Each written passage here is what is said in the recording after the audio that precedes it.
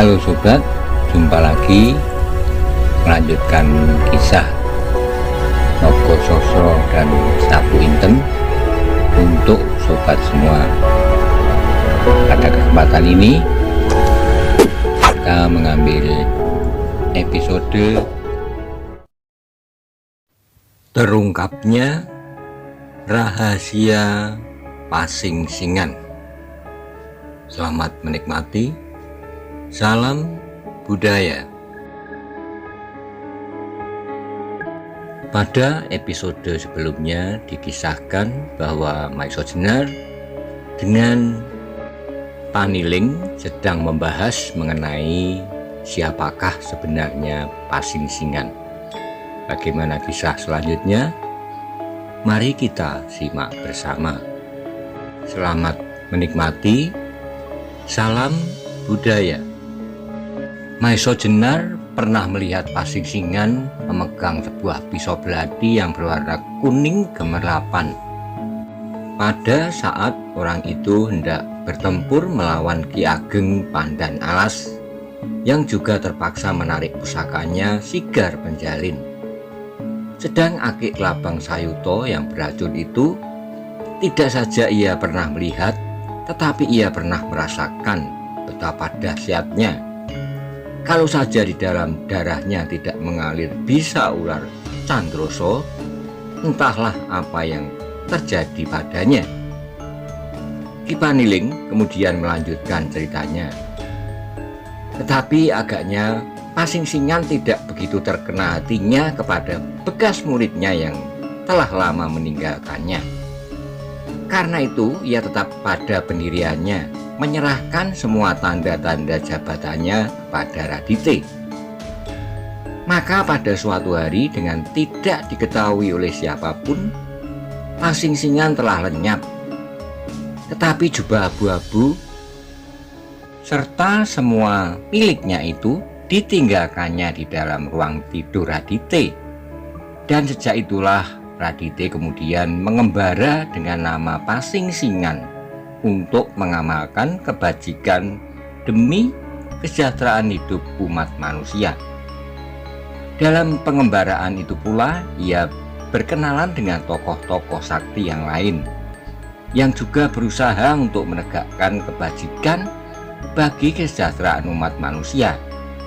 Di antara sahabatnya terdapat seorang yang bernama Kiai Ageng Pengging Sepuh yang kemudian mempunyai seorang murid yang menjadi prajurit pengawal raja bernama Ronggo Tohjoyo. Kembali punggung Maiso Jenar meremang. Bahkan kali ini keringat dingin telah membasahi seluruh tubuhnya. Ia menjadi agak bingung. Ternyata Paniling telah hampir mengetahui keseluruhan dari perjalanan hidupnya. Ia akhirnya malu sendiri ketika ia merasa bahwa pancingan-pancingannya terasa berhasil untuk memaksa Paniling bercerita. Tapi agaknya orang tua itu telah dapat menebak seluruh isi hatinya. Adapun Anggoro, Ki Paniling meneruskan, telah disurai tugas untuk menunggui tempat pertapaan Pasingsingan. Dan orang itu pun dengan setia melakukan kewajibannya. Tetapi sambung Ki Paniling dengan nada yang merendah, peredaran roda tidak selamanya menempuh jalan datar. Radite akhirnya bertemu dengan murid tertua dari Pasingsingan yang menamakan dirinya Umbaran. Dari segi keperwiraan jasmaniah, maka Umbaran ada di bawah kepandaian Radite. Ki Paniling berhenti sebentar. Terasa bahwa nafasnya berangsur cepat. Wajahnya nampak semakin pucat, sedang matanya semakin sayu. Kemudian ia kembali melanjutkan ceritanya. Karena itu, Umbaran tidak dapat memaksa Radite untuk menyerahkan tanda-tanda kebesaran gurunya. Namun demikian, ada saja jalan yang dapat ditempuhnya. Dan ini termuat pada bagian ketiga dari kitab ini, bagian yang paling menyedihkan. Kembali Ki Paniling berhenti sejenak, Kemudian meneruskan ceritanya lagi. Bagaimanapun juga Radite adalah manusia biasa. Meskipun ia telah mengenakan jubah abu-abu, topeng dan pusaka-pusaka lainnya, namun ia tidak dapat melapisi hatinya dengan baja. Hatinya masih saja hati manusia yang lunak dan lemah. Itulah sebabnya ia pada suatu saat jatuh cinta kepada seorang gadis. Dan inilah sumber dari segala malapetaka. Ketika Umbaran mengetahui, maka segera ia berusaha memikat gadis itu. Memang Umbaran memiliki wajah yang tampan, sehingga akhirnya dengan tidak banyak kesulitan ia berhasil menguasai hati gadis itu sepenuhnya. Sedang di lain pihak, hati Radite telah bulat berada di dalam genggaman gadis itu. Akhirnya, lanjut Ki Paniling, terjadilah sesuatu yang memalukan sekali. Radite dan Umbaran mengadakan suatu perjanjian tukar-menukar. Inilah yang gila dan itu sudah terjadi. Maiso Jenar menjadi terkejut ketika nada suara Paniling jadi meninggi. Hampir berteriak ia berkata, "Itu sudah terjadi dan tak dapat dicabut kembali." Tapi kemudian seperti orang yang tersadar, Ki Paniling menarik nafas dalam-dalam dan kembali dengan nada yang rendah. Ia meneruskan, Radite dan Umbaran mengadakan perjanjian. Radite mendapat gadis itu, sedang Umbaran mendapat tanda-tanda kebesaran dari Pasingsingan. Maka berlangsunglah tukar-menukar itu tanpa saksi selain Anggoro yang dengan sedih berusaha mencegahnya. Tetapi tukar-menukar itu tetap berlangsung dengan hati jantan dan tanggung jawab bagi Radite. Itulah sebabnya maka ia akan mentaati perjanjian itu untuk seterusnya. Tetapi kemudian, lanjut Ki Paniling, menyusulah kejadian yang semakin menghimpit hati. Radite sebenarnya sangat menyesal atas perjanjian itu. Namun di hadapan gadis yang kemudian menjadi istrinya, ia selalu menyembunyikan penyesalan itu. Kemudian ia harus mengalami kejadian yang dahsyat, yang barangkali merupakan hukuman alam. Gadis yang memang sebenarnya sama sekali tak mencintainya itu, sebab hatinya telah terampas oleh Umbaran, akhirnya menjadi sakit-sakitan dan meninggal dunia. Kejadian ini merupakan pukulan yang maha dahsyat dalam kehidupan Radite yang telah gagal itu. Gagal dalam pengabdiannya kepada umat manusia dan gagal dalam pemanjaan nafsu pribadi. Paniling berhenti berkata, wajahnya menjadi semakin pucat, dan tiba-tiba di matanya nampak mengembang sebutir air mata. Maiso Jenar kini telah menjadi jelas dengan siapa ia sedang berbicara. Karena itu tiba-tiba ia berdiri dan membungkuk hormat. Jadi tuanlah sebenarnya yang berhak menyebut diri Pasingsingan. Paniling mengangkat mukanya. Ia mencoba tersenyum, meskipun betapa pedihnya. Dengan terputus-putus ia menjawab, "Tak usah kau sebut itu. Bukankah hal itu yang akan ingin kau ketahui? Bukankah segala sesuatu masih belum terlambat?" Kata Maiso Jenar kemudian. Tuan masih dapat menghentikan perbuatan-perbuatan jahat dari Umbaran yang kemudian bernama Pasingsingan itu. Paniling atau sebenarnya bernama Radite itu menggelengkan kepalanya. Tidak dapat, sebab pada suatu kali datanglah guru kepadaku. Meskipun aku sama sekali tidak dapat melihatnya, tetapi aku kenal suaranya. Ia berkata kepadaku, "Radite, nama Pasingsingan telah kau korbankan. Kau tak perlu bersusah payah untuk memperbaikannya kembali.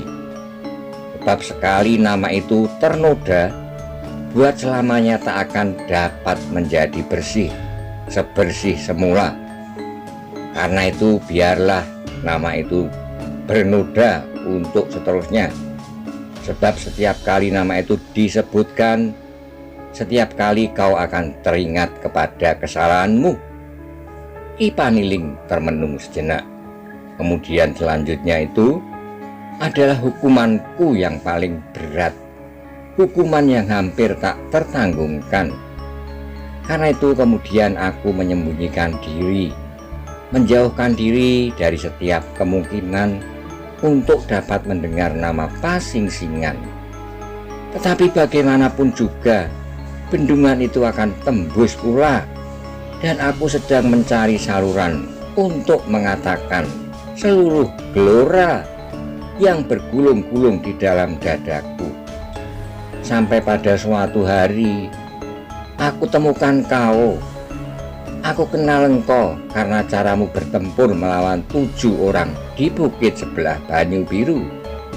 Aku mendengar salah seorang menyebutmu Ronggo Tohjoyo, dan aku pernah pula mendengar nama Ronggo Tohjoyo sebagai prajurit pengawal raja, kata Ki Paniling. Kembali mereka berdiam diri dalam kesibukan angan masing-masing. Tiba-tiba saja Maiso Jenar teringat kepada orang yang berjubah abu-abu dan yang telah berhasil mengambil keris Kyai Nogososro dan Kyai Sabu Inten.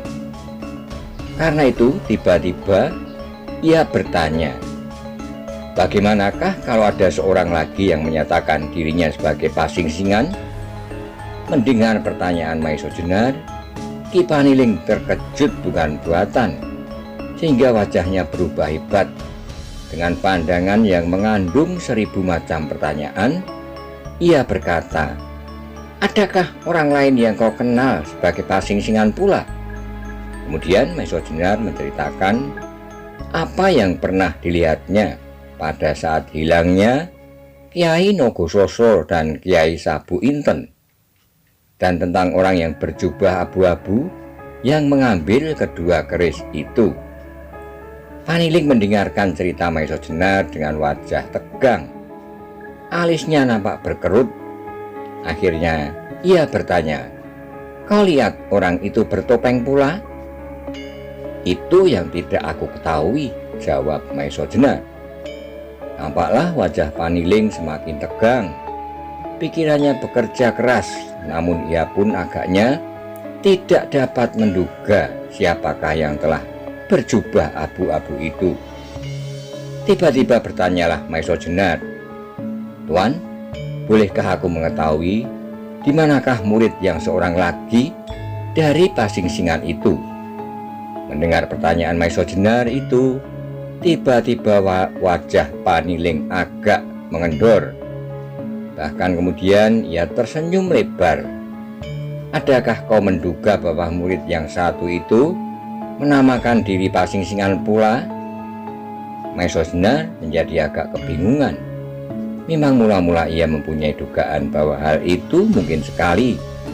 Tetapi setelah ia menerima pernyataan itu, ia menjadi ragu. Bukan maksudku untuk berkata demikian, Tuan. Mendengar jawaban Paniling, segera Maiso Jenar teringat kepada sinar mata yang berkilat-kilat dari orang yang menamakan dirinya Darbo. Karena itu segera ia menjawab pula, apakah yang menamakan dirinya Paman Darbo itulah orangnya? Belum lagi Paniling menjawab, terdengarlah suara tertawa di luar di depan pintu sampai Maiso Jenar agak terkejut. Kedatangan seorang sampai jarak yang demikian dekatnya tanpa diketahui adalah suatu hal yang jarang terjadi. Ketika Maiso Jenar menoleh ke arah pintu, dilihatnya orang yang menamakan dirinya Darbo itu telah berdiri di sana dengan wajah bening, sebening air yang memancar dari mata airnya.